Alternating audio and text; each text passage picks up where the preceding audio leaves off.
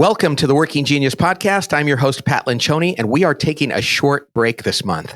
We have a lot of exciting things going on at the Table Group, so we've decided to take the month of July off and rerun some of our favorite episodes since we launched the podcast 3 years ago. But we'll be back with new episodes in August, and we hope you enjoy. God bless.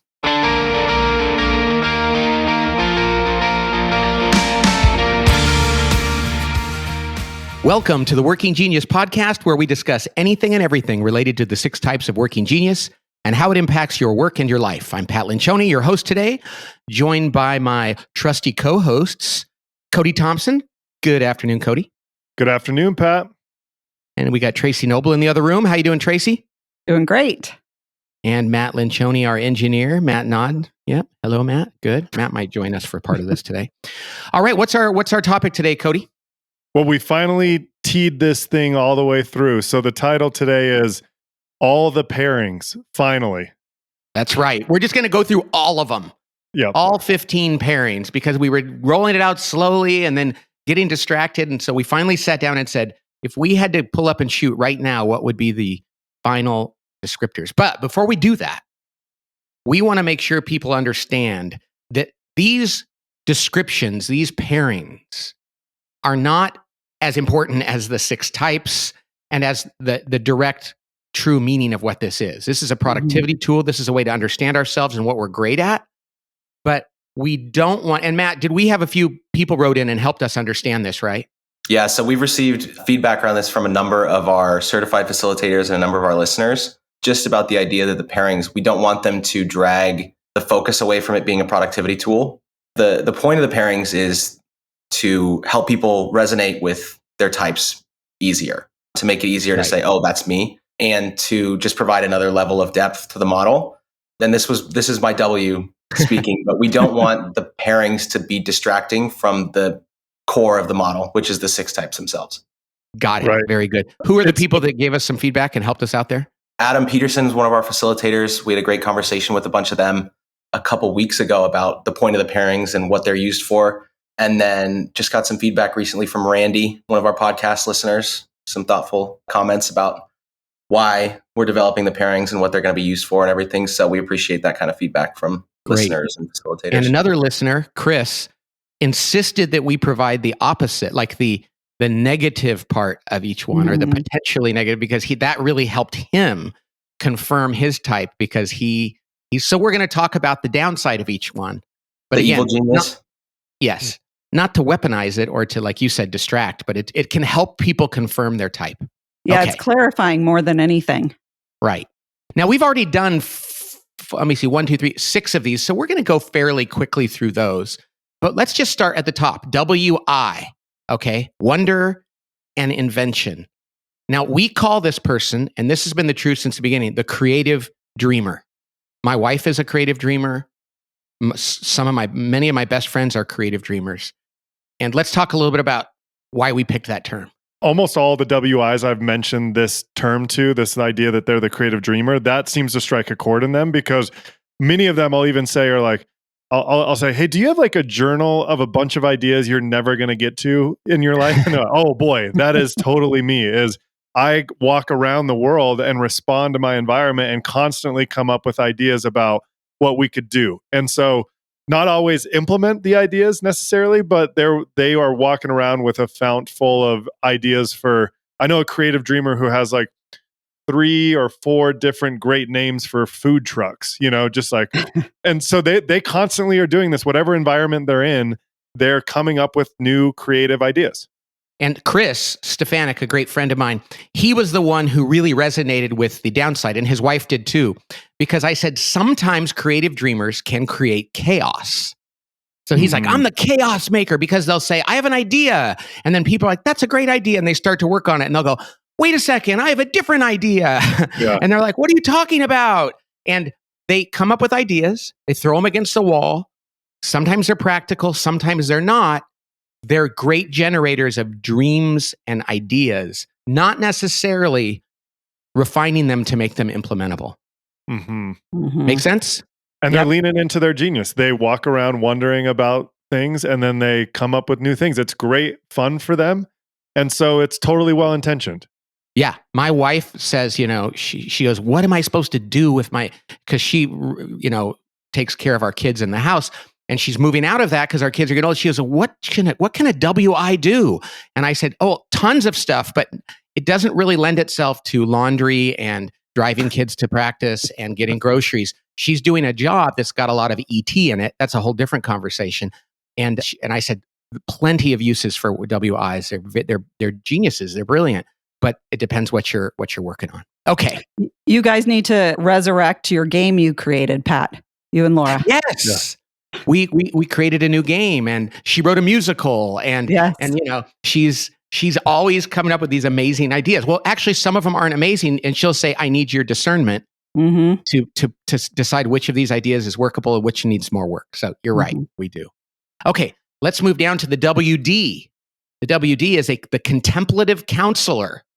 Okay, wonder and discernment. Matt, you're a WD. You like that term? Yep. The contemplative counselor, what do you like about that?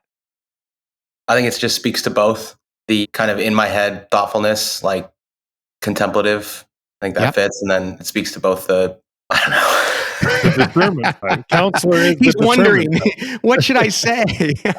That's great. Yeah, the WDs we've talked to love this term. Even if they're not formally a counselor, they're like a source of wisdom for people. Matt is our resident counselor here at the table group.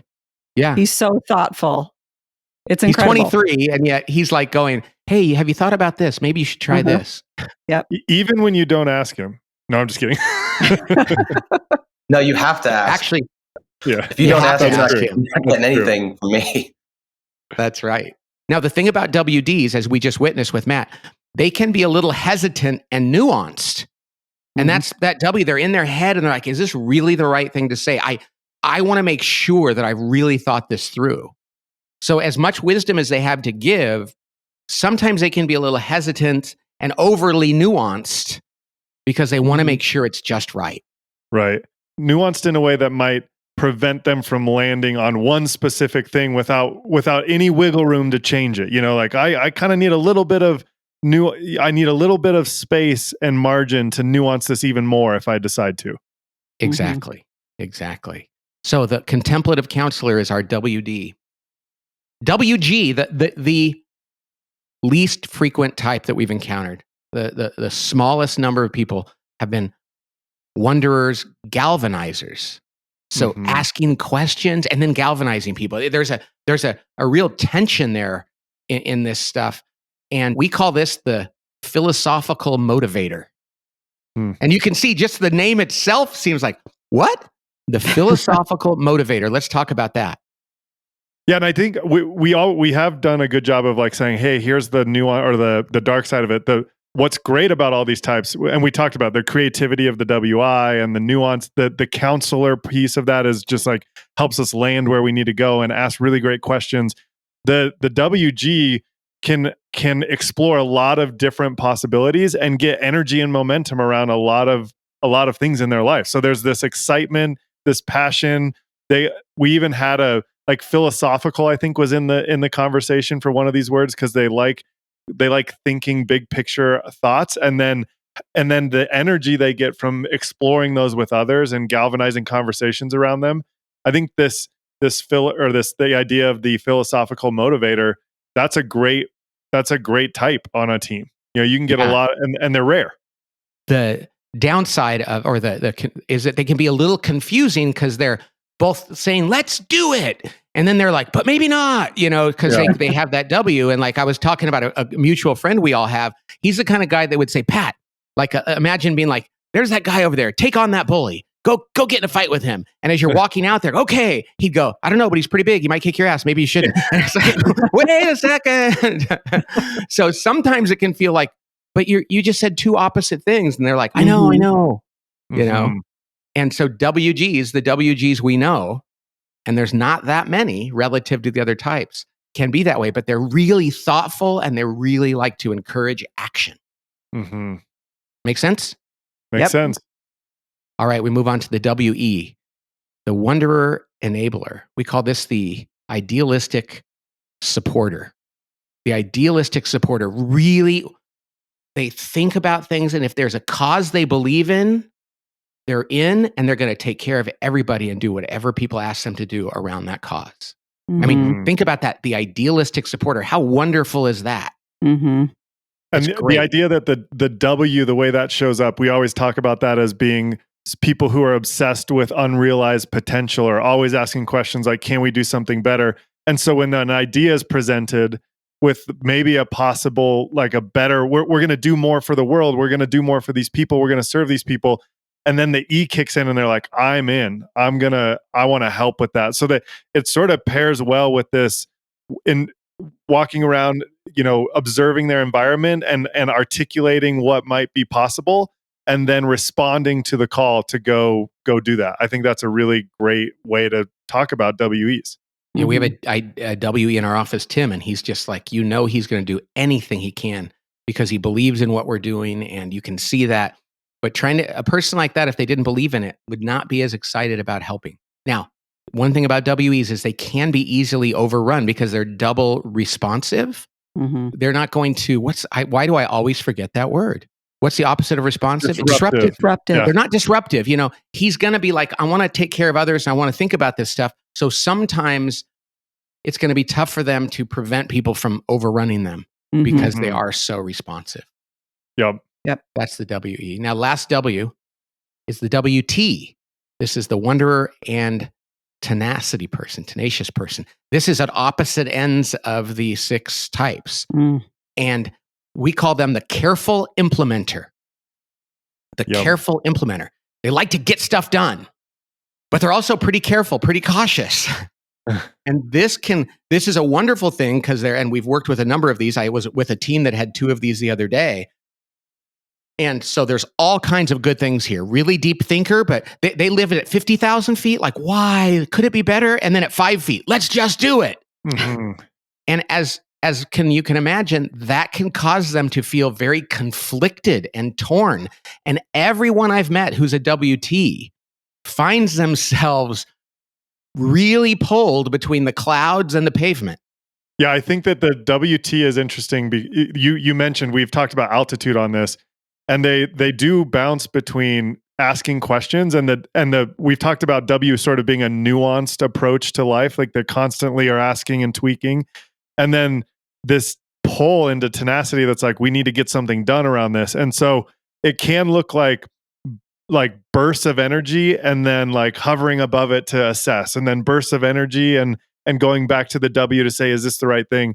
And I actually have a WT in my family, and the decision making and action process can be sometimes a little angsty or anxiety inducing because they're constantly wanting to make progress and so nuanced about the direction.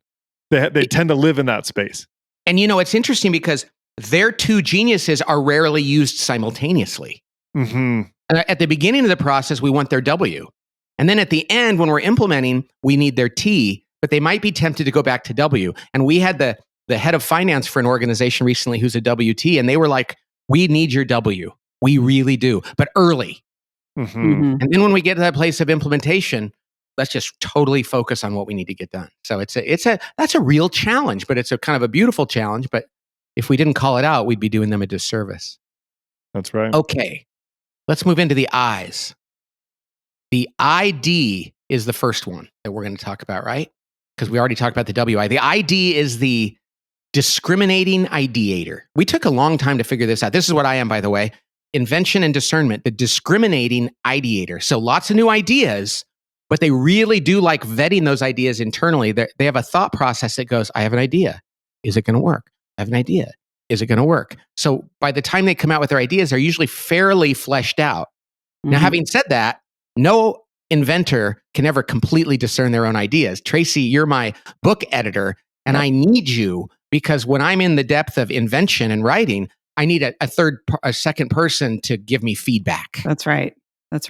Yeah, Pat, and it's worth noting here as well that we actually changed the name of, or the label or the pairing originally, because we had already explored this on a previous podcast. Yes. So this is our newest thinking around the ID. Yes. Yeah. Oh, that's why you put a check mark and the word new on my whiteboard. Right. Yes, that's true. Well, and what I would say about that is generally a person that has invention and discernment versus someone who might have have invention and a different genius as their second. The way you might think of that is the rough draft is generally pretty good. Like the first pass is a little bit more refined than some of the other people who might not have discernment as a second genius. So you do a little bit of that, but like you said, it's still a rough draft. We still need to invite people into that process. It can be kind of hard for you to discern your own ideas, but the discriminating part is like, yeah, there's not a lot of really bad rough drafts that get through that filter. That's right, Pat. You make my job as your editor really easy. Well, I appreciate that, Tracy, and I understand what you mean. Here's the funny thing about an ID, though. The first draft is pretty close to being really good, but I am terrible at taking it the rest of the way. Yes. And people are like, that's a great first draft. And I'm like, yeah, I don't think it's going to get much better unless I have some help, because that's about what I got. And so we're good at front loading the best stuff. Sure. But without somebody that's got some more D and a little T in them to push it forward, and G and other things, it doesn't get a lot better. Yeah, I can help polish it up a little bit. That's what I do for you. Or a lot of it. And one thing I'll say, we're about halfway through, but I think it's worth noting that all of these are just talking about the genius of these pairings, but it also has some nuance based on what your competencies are and what your frustrations would be. So these are like generally right if we were to just in a vacuum articulate what is someone who's got these two geniuses particularly gifted at. And then like if there might be an ID that has a little more tenacity than you, Pat, and they might be a little bit better at getting it along the way, So it's just take it with a little bit of nuance around this, because this is just a helpful way of understanding what are the two letters at the top, Yep. Yeah, I think Matt is probably glad to hear us say that, because Matt is really concerned about making sure the purity of the model is applied. An ID with a lot of T coming next is going to be very different than me that has T somewhere down the road. Probably there's some in there if we looked hard enough, but not a lot. Okay, but the bad thing about an ID, I know I was going to skip right through that, is that because we vet things, we can be pretty darn overly insistent that we figured it out. And so it's not easy to counter us or disagree with us, because the first 2 or 3 objections we've already thought through. So then we can go, no, I know what I'm talking about here, which can be hard. So we can be overly insistent and difficult to disagree with. All righty. Let's go to the IG, the inventor galvanizer. We call this the evangelizing innovator. So they're an innovator, but man, do they sell. They're excited, and they are genuinely excited, and they love to get other people excited. So they go, invent, let's go get people to start acting on this. And these people are born salespeople, motivators, exciting. You think about those old Westerns. I've been watching a lot of Westerns lately. There's that guy that's selling the bicycle in the, like, look at this new contraption. You don't need a horse. It doesn't poop. You don't need to feed it. It's a bicycle. And they go from town to town trying to sell the bicycle. You think that's an IG. I figured out how to make this thing work, and now I want everybody here to have one, And IGs love getting people excited.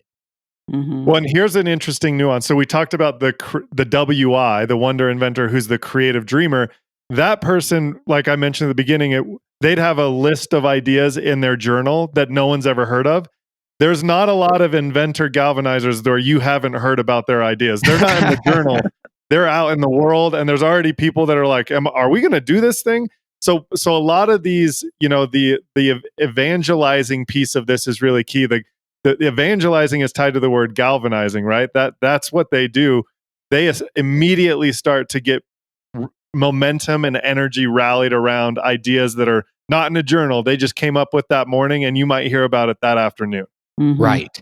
Now, the downside of the IG might be that sometimes they can be hasty. They can be a little too quick. I was in a room with a leader the other day who's an IG, and he goes, I need somebody else's discernment, because I'll jump right from my invention to galvanizing, and a little discernment will go a long way to making sure I'm galvanizing the right thing. So they can be a little hasty. The other thing is, and this is uncanny to me how true it is, they can seem over the top. And even I've misjudged so many IGs in my life as being inauthentic, and always come around after a little while going, oh my gosh, they're really like this. So the first time they share an idea or something like that, I think, okay, this can't be real. It's like, oh no, they're really like this. Mhm. And I love the IGs I know, but usually at first I'm like a little put off by their over eagerness to sell me something. Then I realize, oh no, they're really sincere. Yeah. So that's just something. Yeah. And the IGs I've shared that with said, oh yeah, that's totally true. That's how people see me sometimes. So Before we go to the next one, I think it's worth noting that this is another one that we mentioned on the last pairings episode, but we've changed since then. So Mhm. before it was the innovative evangelist, and we flipped it because they're not necessarily innovative about the way they evangelize. They're evangelizing their innovations. right. Mhm. Right. They're primarily coming up with new ideas, but they And love getting to people excited about evangelize. those around. ideas. Yeah. That's a great point, exactly. Matt. That's another one that has new and a check mark next to it. I'm figuring this out. Okay, let's go to the IE. We don't know a lot of IEs, but it's not that rare, but somehow we haven't come across them. But the one we came across that we work with on a regular basis really fits it well.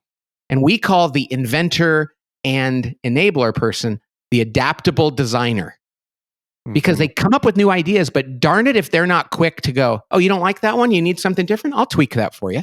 Yep. Mhm. They're so great at customer service and new ideas, Mhm. which doesn't always go with the inventor. You know, sometimes we inventors can be kind of like wedded to our ideas, and these people are like, here's another idea. That doesn't work for us. That's fine. That's fine. I'll do another one for you, Mm-hmm. which is fabulous. It is just a fabulous thing. You know, the adaptable, it makes sense, you know, lots of new ideas, but not wedded to them and wants to really serve their customers. Now, sometimes they can be a little deferential as a result of that. Maybe they have a great idea and it's worth saying, wait a second, you guys. I know that's what you think you want, but this one is really the best one for you. Mhm. They might struggle to do that sometimes. Mhm. And sometimes this is not always going to be the most proactive person because they're like, I'll wait to know if they ask me for it, I'll do it. So they're reactive in their providing of service. So these folks would not call themselves the most like hard charging. I'm going to deliver this. You know, it's really a relationship that Mhm. they're doing. Does that make sense, Tracy? Yeah, it does. Our designer is an IE, and I love working with IEs because I'm a D and I'm also an E. So I love, you know, discerning his ideas, and then when I throw something back at him, he's so accommodating. Yeah. It's wonderful. His name's Grant. We should just say that. If you Yes. need a designer, Yeah. he's fantastic. Like he's designing our book cover for the Working Genius book. That's right. And he is an absolute joy to work with because if we go, yeah, this one doesn't look that well. We've worked with designers in the past. We're like, what? You're offending me. That's You right. didn't like my puzzle with 1,000 colors and shiny objects on it? And he's like, that's fine.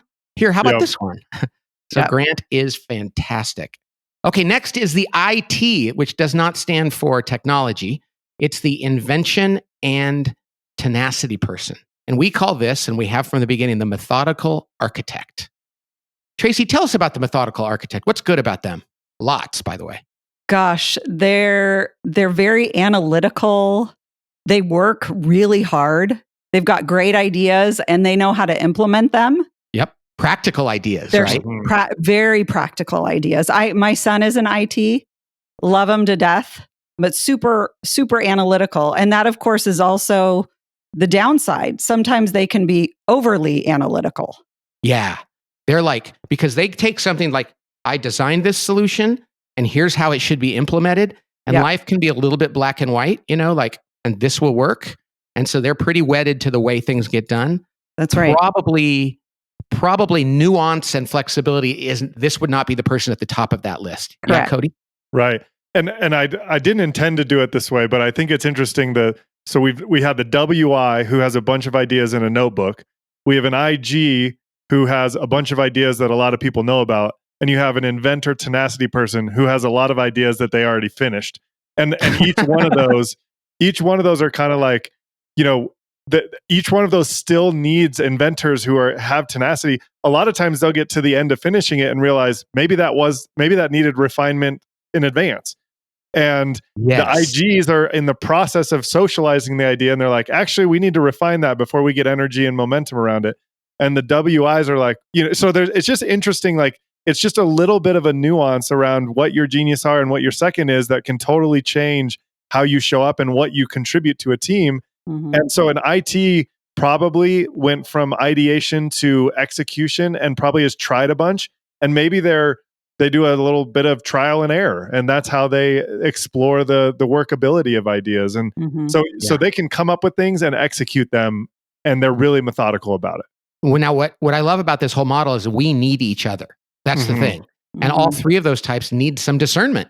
Mhm. Yep. You know, the wonder is like, here's my fifth idea. It's in a notebook. I'm going to take it to a discerner and find the two that I should actually start doing. The IG is like, I have this great idea and I'm telling people about it right now. Ooh, maybe I should stop for a second and go to a discerner and say, hey, is there something that I could do about this before I get people moving on something that might not be right? And the ITs would probably be slightly less likely to ask for more discernment just because they're so focused on moving forward and getting things done quickly. Yep. But we need each other. We need each other.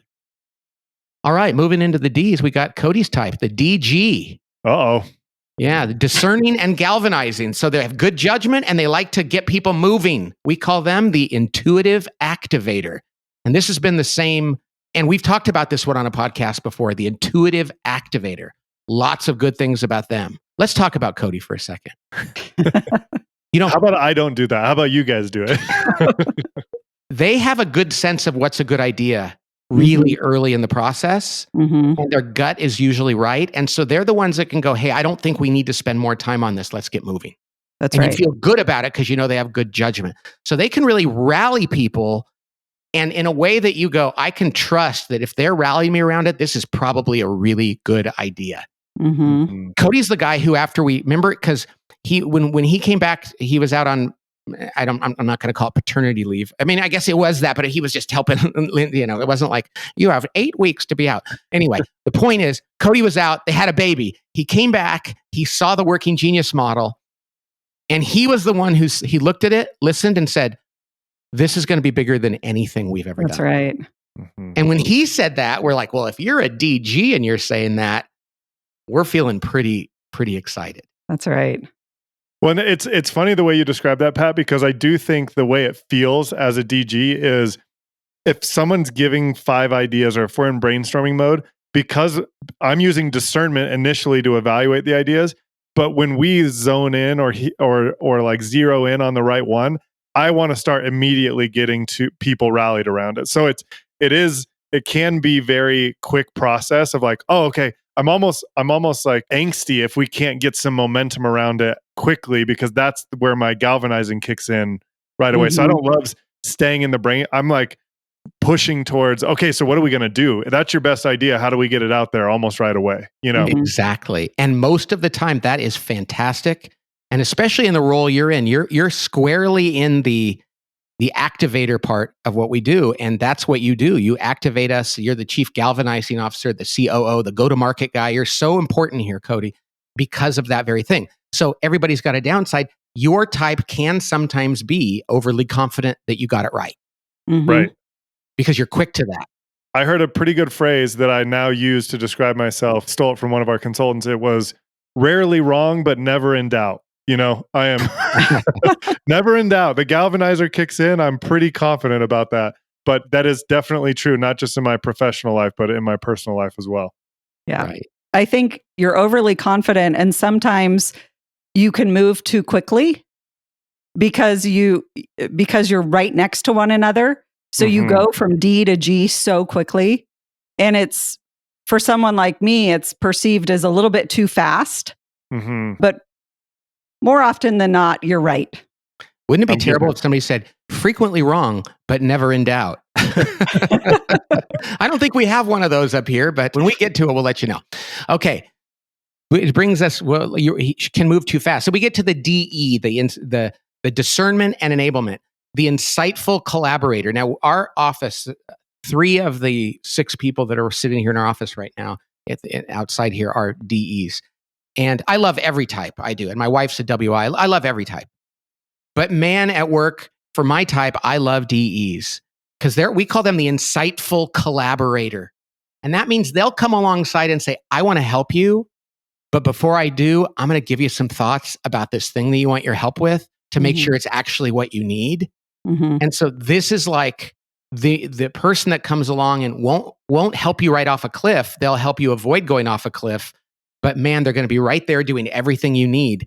It for me personally, it's like the lifesaver.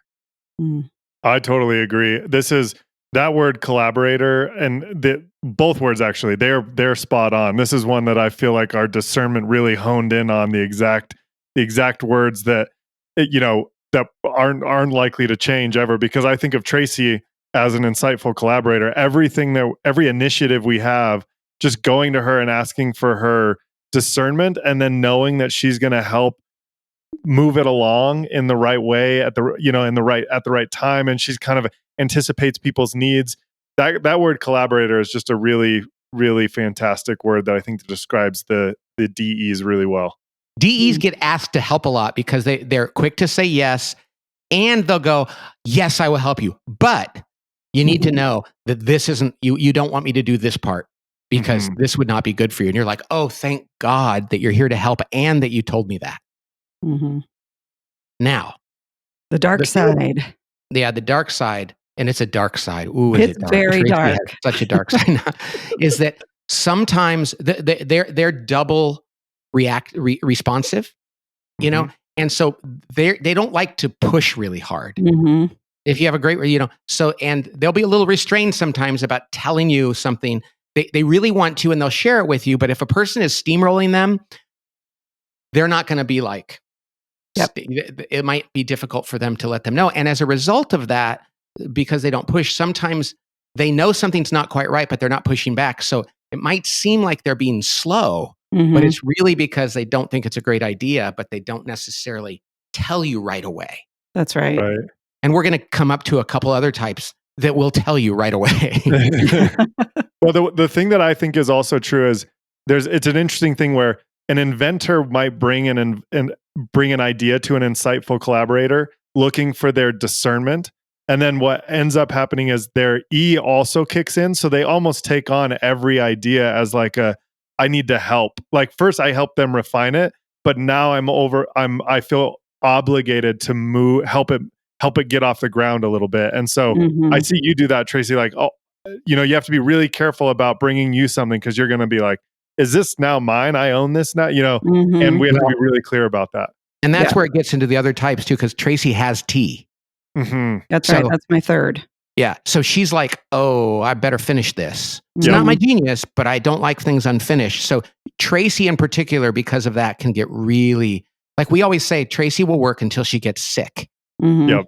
Because it's not easy for her to go, I think I'm a week away from being sick, you guys. This isn't going to get finished, because she's going to finish it. Yep. But we're working on that though, right, Trace? Yes, we are. Very good. All right. Okay. By the way, I mentioned paternity leave before. I think paternity leave is great. I think guys should stay home with their wives and their children when they have a baby. So I wasn't criticizing that. We just don't call it that. And it feels like, it's a new thing. So anyway, I just wanted to make sure. Cody? I think you're in the clear, Pat. No good. worries. The next 4 babies you guys have, you should stay home and help out a lot. Okay. All right. So next one is the DT. Speaking of helping home your wife who's going to have a baby, she's a DT.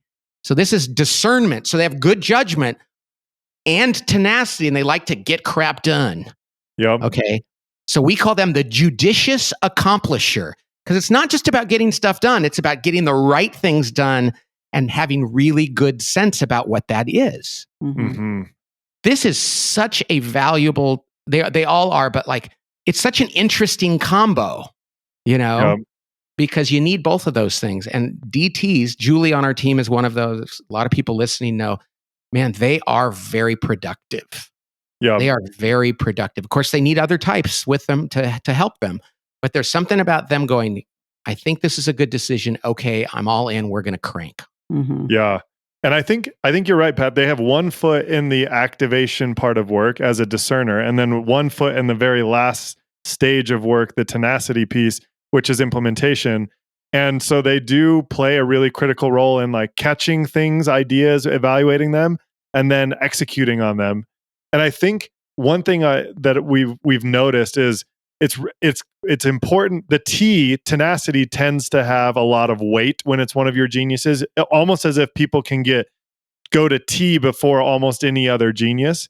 And so it's important for DTs to use the D first and then follow behind with the tenacity piece. I think there is a reason that these are in order. And I would say that of any type, it's important for me to use my discernment before my galvanizing, because otherwise I'd be galvanizing maybe things that weren't fully vetted. And so it is interesting if you can be disciplined enough to use it in that order. I think it's more helpful. I think that's a great point. T is so observable that we tend to go to the most observable things first. Mhm. That's interesting. Now, what's the downside of a DT? There's an angst in them because they're like judging something and want to get it done. And so they can be like, oh, I'm afraid we're not going to get it done. So most of the DTs we know would say they have an angst about them in getting things done. Now, and this is something they've said to us. We call it the judicious accomplisher. Judicious is a great word, but they will say, I'm kind of a judgmental accomplisher too, is when somebody's lazy or when they're doing something that's not very competent, they can get pretty frustrated at them. Yeah. Now, they might not actually express it, but the DTs will tell you, and you can kind of pick up on it, that deep down inside, they have this sense of disapproval that can be a little tough. They also are like frustrated by inefficiency, because the D part is like kind of like, oh, hey, we can get that done a little easier, and so they can be a little frustrated by that. Which, of course, is a wonderful thing. Right. But even they will say it. But then I get angsted when I'm around people and they're doing that and I don't know what to do. Mm-hmm. The DT. We're going to go to the GE. That's the galvanizing and enabling. We call this the enthusiastic encourager. Now, both of those seem like they kind of go together, but they do.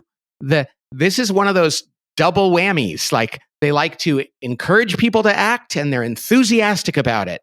The EG. And these are some of the most positive, affirming, life-giving people there are. Someday in the next year or so, we're going to go through and look at what kind of jobs these people have when they're happy, because we want them to have the right jobs. But you can think of these people, if you're in a role where your job is to keep things moving and keep people feeling good about it and tell them what they're doing a great job of, you can see this in a lot of different professions, but especially if you're working I can think of if you were I think a camp counselor would be great at this for this. Now, their fundraisers might be really good at this. Relationship matters, keeping things moving habits. I mean, a CEO could be great at this too. Right. Any kind of job, but if it's encouraging people and having a lot of energy, GEs are really valuable. Yeah, that E kicks in, especially when it's related to helping others. They're like, boy, I want to help. And then they can rally a lot of people to support the cause. I think of Sophia in our office, who did a whole toy drive that blew up and got on the news because she's so dedicated to helping people in the hospital, that these kids that could benefit from these toys, and then went around and rallied a bunch of businesses and hospitals and other people to help out. And what a wonderful gift that is to a team, and to other team members. Absolutely. Now, the side of the EG or GE that can be not as helpful is they can sometimes affirm too much. There are times when they're affirming people and you're like, I think that person might need some correction, or I think that's probably not something. And they're like, yeah, but my encouragement is going crazy and I love it. And so sometimes they can do that. And when they do that too much, then their encouragement can sometimes lose a little bit of its value, because people are like, oh, you just do that reflexively. So the one thing about GEs, they need to make sure that they're being super intentional about what they're doing. But boy, they love to galvanize and encourage, and they're enthusiastic about that. Make sense? Makes sense. All righty. The GT. All right. The GT. We know a lot of GTs. I love doing this type. This is a double disruptive. They're the galvanizer and tenacious. They're called the assertive driver. Now, most people that have this type would say, you should just call me the butt kicker and get right to it. Because they are the people who, come on, everybody, we got to keep moving and we got to get it done. And I love me having GTs around, because they cut through things and make things move. I also love that I don't have to do that. Yeah. Because that's not my gift. So many organizations will really benefit from having a GT on the team that will just cut right through the BS and say, this is what we need to do. No excuses. A lot of probably GTs would say that too. And I think it's interesting if you think about the type of things that gives a galvanizer and tenacity person joy and energy. A galvanizer is rallying people around something. And then a tenacity person is someone who gets joy and energy by finishing things. So this is that double disruptive. They can they can get hordes of momentum in the right in a direction to get something done. And think of it like you kind of use your galvanizing as a way of getting other people to do it, and then they can also go like, actually, I'm in the trenches too, getting this done. And it can feel not only disruptive, it can feel very impatient and fast sometimes. Like that drive to accomplish can feel really swift and really like spurts. Yeah, a GT would probably be very frustrated in an environment where you had to be super deferential. And like, there's a lot of churches need GTs because churches are often way too nice instead of just kind. But if you're a GT and you're working in one of those super nice churches and you see somebody not getting their work done, you're like, am I allowed to tell them that they're being lazy or that that's a stupid way to do this? Because if not, now that doesn't mean they're always rude about it, because they're not. But if there's a dark side to GTs, they can bulldoze a little bit. And a GT probably can hear that and go, you bet your butt I can. So again, this feedback is from people that have all these different types. So it's really fun to be able to say that, because the GTs we know will go, I don't mind being a bulldozer. Yeah. You know, I can be tough. Yeah, So, Pat, I remember when we hired Jackie in our office. Yeah. Jackie's a GT. And Jackie would just sit and rally us. She would sit in the middle of the room and she'd clap her hands and she'd say, come on, people, let's do this. Yeah. That was her motto. The beauty was, and then she'd roll up her sleeves and do it with us. Yeah. Absolutely. I love that. We got to make her a shirt that says, come on, people, let's do this. You know, we should probably make a shirt for every one of these types with like their theme. Like the quote. Yes. You know. Yeah, the quote. That'd be great. So All Matt, right, mine would say pushy douchebag on it. I don't think I can wear a shirt that says pushy douchebag on it, but we'll see. Okay, we're on our last one, the ET. Phone home. People, if you're old, you know what that means. ET, they like enablement and tenacity. These are immensely employable people because they like helpful and they get things done. We call them the loyal finisher. This is a new term for us, the loyal finisher. And wow, are they reliable, responsive to the needs, high standards, don't have to be managed hard to keep going. Yep. We love us some ETs. We don't have an ET in our company. No, but Tracy's familiar with an We ET, do have- right? We have Carol, our accountant. Our finance person. Our finance person is an ET, and my husband is an ET, which is so wonderful. And Carol walks in the office once a week because she's here on staff once a week. She is always so cheerful. You just want to hug her. You do. And she will kick your butt to get things done in the kindest way. Yes.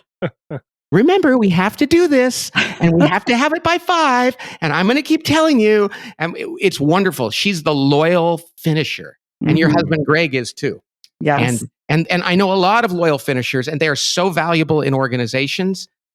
And we love them. We want to love on these people. You know what? One of the downsides of a loyal finisher, and this is true about Greg, your husband, and about Carol, is they oversubscribe. They over volunteer. Yes. And as a result of that's one thing to over volunteer, but because they can't let things go, they have to finish them. They can get really overcommitted and overwhelmed. And as a result of that, ETs can get taken advantage of. You know, go to a parent event and where they say, you have to volunteer for this activity. The parent who raises their hand right away and they've got 9 kids and there's no reason that they should be volunteering, but they will and they'll get it done. But then you're like looking at them going, are you okay? What are you doing? Yeah. They don't have even time to talk about if they're okay because they have another thing they've already volunteered for. So like Greg can really oversubscribe to things. Is that right? Yes. And then once he's in, he's in. That loyalty is so strong in him. So it does become overwhelming at times. And when you have people, an ET in your organization, just know they might quit or get really sick before they tell you that they have too much on their plate. Yeah.